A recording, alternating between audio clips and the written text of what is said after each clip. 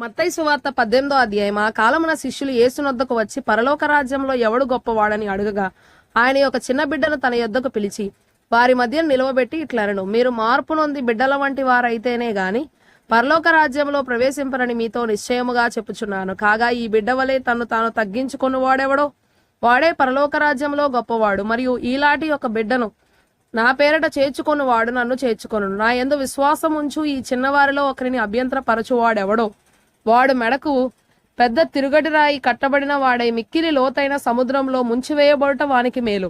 అభ్యంతరముల వలన లోకమునకు శ్రమ, అభ్యంతరములు రాక తప్పవు గాని ఎవని వలన అభ్యంతరము వచ్చునో ఆ మనుషునికి శ్రమ. కాగా నీ చెయ్యి అయినను నీ పాదమైనను నిన్ను అభ్యంతరపరచిన ఎడల దానిని నరికి నీ యొద్ద నుండి పారవేయుము.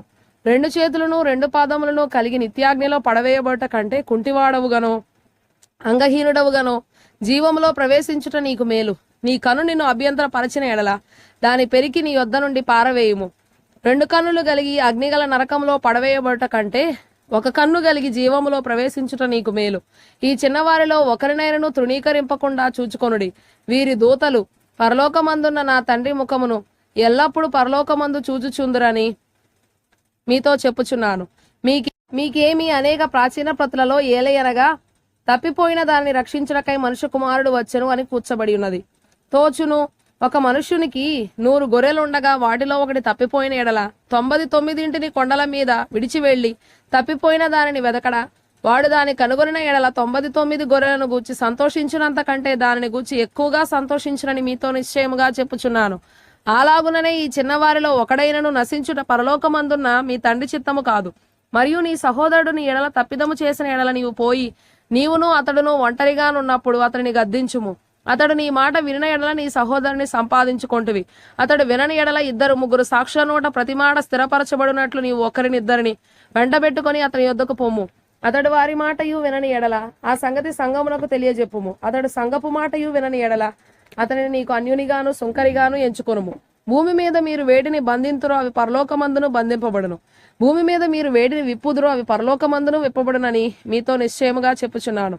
మరియు మీలో 2 తాము వేడుకొను దేనిని గూర్చి అయినను భూమి మీద ఏకీభవించిన ఎడల అది పరలోకమందు నా తండ్రి వలన వారికి దొరకునని మీతో చెప్పుచున్నాను. ఏలయనగా 2-3 నా నామమున ఎక్కడ కూడి ఉందరో అక్కడ నేను వారి మధ్యన ఉందునని చెప్పెను. ఆ సమయమున పేతురు ఆయన యొద్దకు వచ్చి, ప్రభువా, నా సహోదరుడు నా ఎడల తప్పిదము చేసిన ఎడల నేను ఎన్ని మార్లు అతని క్షమింపవలను? 7 మారుల మట్టుకా అని అడిగాను. అందుకు యేసు అతనితో ఇట్లనెను, 7 మారులు మట్టుకే కాదు 70 ఏళ్ల మారుల మట్టుకని నీతో చెప్పుచున్నాను. కావున పరలోక రాజ్యము తన దాసుల యొద్ద లెక్క చూచుకొన గోరిన ఒక రాజును పోలి ఉన్నది. అతడు లెక్క చూచుకొన మొదలు పెట్టినప్పుడు అతనికి 10,000 తలాంతులు, 1 తలాంతు ఇంచుమించు 3,600 రూపాయలు కావచ్చును. అచ్చియున్న ఒకడు అతని యొద్దకు తేబడెను.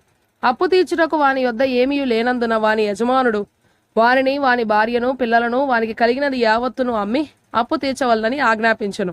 కాబట్టి ఆ దాసుడు అతని ఎదుట సాగిలపడి, మ్రొక్కి నా ఎడల ఓచుకొనుము, నీకు అంతయు చెల్లింతునని చెప్పగా ఆ దాసుని యజమానుడు కనికరపడి వానిని విడిచిపెట్టి వాని అప్పు క్షమించెను.